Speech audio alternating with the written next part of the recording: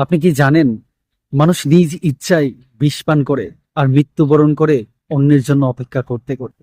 এটাকেই বলে ঈর্ষা বা অহংকার।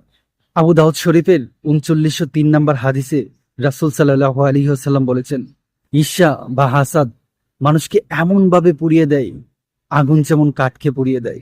সহিহ মুসলিমের 91 নম্বর হাদিসে রাসূল সাল্লাল্লাহু আলাইহি ওয়াসাল্লাম বলেছেন, যার অন্তরে পরিমাণ অহংকার আছে সে জান্নাতে প্রবেশ করবে না। তিনি নিজেই ব্যাখ্যা করেছেন, অহংকার হলো মানুষকে ছোট করে দেখা বা সত্যকে প্রত্যাখ্যান করা।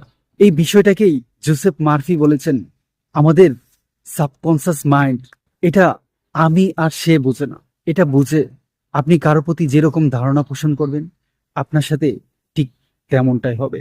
যেমন আমরা গুগলে কোনো কিছু সার্চ করলে আমাদের সার্চ অনুযায়ী রেজাল্ট আসে, ঠিক তেমনি